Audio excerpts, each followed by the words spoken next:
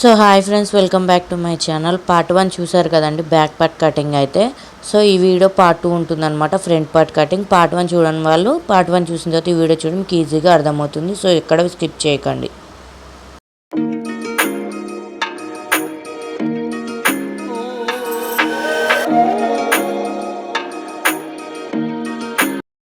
So friends, front part cutting చూద్దాం రండి. So front part cutting కోసం అయితే సేమ్ తెలిసిందే కదా, ఓపెన్స్ అనేది మన సైడ్ ఉండాలన్నమాట ఎప్పుడైనా ఫ్రంట్ పార్ట్ కటింగ్కి. సో ఎందుకంటే ఫ్రంట్ ఓపెన్ ఉక్సులు కాబట్టి మన సైడ్ ఉండాలి, క్లోజ్ అయితే ఫోల్డింగ్ సైడ్ ఉంటుందన్నమాట. సో ఇప్పుడైతే ఇది క్రాస్ కటింగ్ కాబట్టి మన ఫ్యాబ్రిక్ పైన బ్యాక్ పార్ట్ తీసుకొని క్రాస్లో పరుచుకొని అది ఎట్లుందో అట్లా డయాగ్రామ్ గీసుకోవాలన్నమాట. జాగ్రత్తగా చూడండి, అక్కడ ఎట్లుందో అట్లా గీసుకోవాలి. గీసుకున్న తర్వాత చెప్తాను చూడండి. సో పార్ట్ 1 చూడని వాళ్ళు ఉంటే పార్ట్ 1 చూడండి, చూసిన తర్వాత మీకు ఈ పార్ట్ 2 వీడియో అర్థమవుతుంది. సో చూసారు కదా, గీసుకున్నాం కదా. ఇప్పుడు షోల్డర్ లెంత్ వచ్చేసి అయితే 5.5కి, సేమ్ మనం బ్యాక్ పార్ట్ ఎట్లా పెట్టుకున్నామో అట్లా 5.5కి పెట్టుకున్నాను అనమాట. నెక్ దగ్గర ఏంటంటే షోల్డర్ దగ్గర ఒక 1/2 ఇంచ్ దించుకున్నాను, షోల్డర్ డాట్ కోసం అని చెప్పేసి.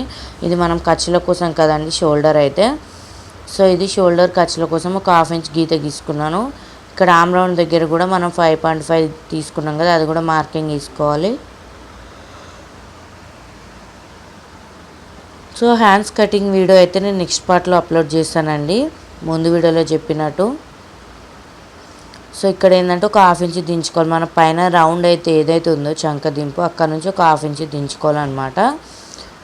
సో ఇప్పుడు మనము కరువు స్కేల్ తోటి గీసుకోవాలి. 1/2 ఇంచ్ దగ్గర నుంచి కరువు స్కేల్ తోటి జాగ్రత్తగా గీసుకోవాలన్నమాట. కొత్త బిగినర్స్కి అయితే మాత్రం కర్వ్ స్కేల్ అనేది చాలా యూజ్ఫుల్ అవుతుంది, చాలా బాగా ఉపయోగపడుతుందండి. సీనియర్స్కి అయితే అవసరం లేదు, వాళ్ళు నార్మల్ హ్యాండ్ తోటే రౌండప్ గీసేస్తారు. ఇక్కడ కింద నడుము దగ్గర నుంచి 2 ఇంచులకు ఒక మార్కింగ్ చేసుకోండి. ఇక్కడ చూపిస్తున్నాను కదా, ఇట్లా 2 ఇంచులకి మార్కింగ్ చేసుకోవాలన్నమాట. మార్కింగ్ చేసుకొని స్కేల్ తోటి మంచి స్ట్రైట్ లైన్ అయితే ఒకటి గీసుకోవాలన్నమాట. ఎక్కడైతే డాట్స్ పెట్టుకున్నామో 2 ఇంచులకి అక్కడ. సో మన వీడియో ఎవరైనా ఫస్ట్ టైం చూసినట్లయితే ప్లీజ్ సబ్స్క్రైబ్ అండ్ లైక్ చేసుకోండి. మీరు ఇచ్చే ఒక లైక్ వల్ల మన వీడియోస్ అనేది చాలా మందికి రీచ్ అవుతాయండి. సో ఇప్పుడైతే లైన్ గీసుకున్నాం కదా, ఇప్పుడు ఫ్రంట్ నెక్ అనేది మార్జిన్ చేసుకుందాము.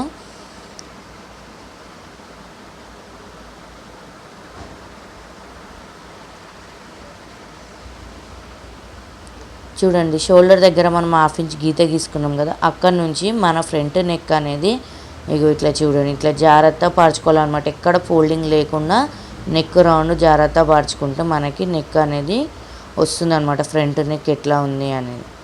లేదు అంటే 6 ఇంచెస్ కరెక్ట్ సరిపోతుంది వీళ్ళకి. టేప్ తోటి మీరు పెట్టుకోవాలంటే 6 ఇంచెస్ పెట్టుకోండి, పర్లేదు. లేదు వాళ్ళు కస్టమర్ మాకు ఎట్లుంది అట్లే పర్ఫెక్ట్ కావాలంటే మీరు బ్లౌజ్ తోటి కూడా పెట్టుకోవచ్చు.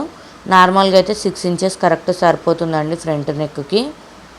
చూడండి, ఇక్కడ కూడా నేను కర్వ్ స్కేల్ యూజ్ చేస్తాను, అదైతే మనకి పర్ఫెక్ట్ రౌండ్ షేప్ వస్తుంది అన్నమాట. నెక్ కానీ ఆమ్ రౌండ్ ఏదైనా కానీ. నేను ఎందుకంటే ఎక్కువ దీనికి ప్రిఫరెన్స్ దీనికే ఇస్తాను అన్నమాట, కర్వ్ స్కేల్కి. ఇది మళ్ళీ డ్రాప్ నెక్కి దానికి కూడా బాగా ఉపయోగపడుతుందండి కర్వ్ స్కేల్. చూడండి, మన ఫ్రంట్ నెక్ దగ్గర నుంచి 3.5 ఇంచులకి ఒక డాట్ పెట్టుకున్నాను నేను. చూడండి, సేమ్ వీల్ ఎట్లుందో చూడండి, అట్లే 3.5 ఇంచులకి ఒక డాట్ పెట్టుకున్నాను. మళ్ళీ ఇక్కడ నుంచి మనం ఏ డాట్ అయితే పెట్టుకున్నామో అక్కడ నుంచి కూడా మన మెయిన్ పాయింట్ డాట్ అనేది పెట్టుకోవాలన్నమాట. చూడండి, ఇక్కడ నుంచి 2.5 ఇంచులకు ఒక డాట్ పెట్టుకోవాలి. మనం ఇందాక డాట్ పెట్టుకున్నాం కదా 3.5 ఇంచులకి, అక్కడ నుంచి 2.5 ఇంచులకి ఒక డాట్. ఆ 2.5 ఇంచుల నుంచి 2 ఇంచులకు ఒక డాట్ పెట్టుకోండి. లేదు 2.5 పెట్టుకున్నా కూడా ప్రాబ్లం ఏం లేదు. మీకు ఎక్కువగా అది షేప్ అనేది ఫ్రంట్ షేప్ అనేది బాగా రావాలి నుంచున్నట్టుగా అంటే 2.5 పెట్టుకోండి, ప్రాబ్లం లేదు. నార్మల్గా అయితే మాత్రం 2 ఇంచులు వీళ్ళకి సరిపోతుంది. ఎందుకంటే చిన్న సైజే కదండి, 28 సైజే కదా, మీడియం సైజు కాబట్టి 2 ఇంచులు సరిపోతుంది అనమాట.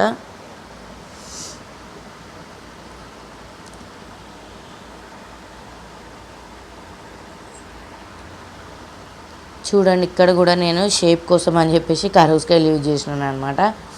మనకి కొత్తగా బిగినర్స్కి అయితే ఇది చాలా యూజ్ఫుల్ అవుతుంది అనమాట. అందుకే నేను కూడా చూపిస్తూ చెప్తున్నాను అనమాట, అది ఎట్లా యూజ్ అవుతుంది కర్వ్ స్కేల్ అనేది.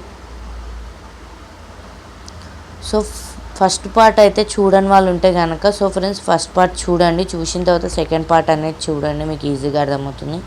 సో ఇప్పుడైతే మనకి పర్ఫెక్ట్ మెజర్మెంట్స్ అయిపోయినాయి. ఇప్పుడు ఈ బ్లౌజ్ అనేది కట్ చేసుకోవాలన్నమాట. నీట్గా కట్ చేసుకోండి. క్లాత్ జరుపుకోవాలని జరుపుకోవచ్చు. నేను ఫ్యాన్ వేసినాను, వేసే వరకు అది క్లాత్ అనేది ఎగిరిపోతుంది అనమాట. అందుకే థ్రెడ్ బాక్స్ అనేది పక్కన సపోర్ట్ కోసం పెట్టుకున్నాను క్లాత్ పైన, ఎందుకంటే డిస్టర్బెన్స్ వస్తుంది. కానీ ఫ్యాన్ లేకపోతే ఉండలేం కదండి, ఫ్యాన్ లేకపోతే ఉబ్బరం, ఎండకి ఉబ్బరం అయిపోతుంది, ఉండలేం కదా. ఫ్యాన్ కంపల్సరీ ఉండాల్సి వస్తుంది అనమాట. మాకైతే 24 hours ఫ్యాన్ నడుస్తూనే ఉంటుంది. మా పాపకు కూడా ఫ్యాన్ లేకుండా తను కూడా ఉండలేదన్నమాట. సో చూడండి, కట్ చేసుకున్నాం కదా. ఇప్పుడు ఫ్రంట్ నెక్ కూడా కట్ చేద్దాము.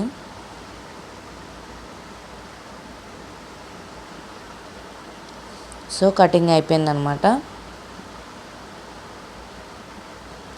ఫ్రంట్ పార్ట్ అయితే మీకు ఈజీగా అర్థమైపోయింది కదండి. డాట్స్ అవి అయితే నేను చెప్పాను కదా, సేమ్ అట్లనే పెట్టుకోవాలి.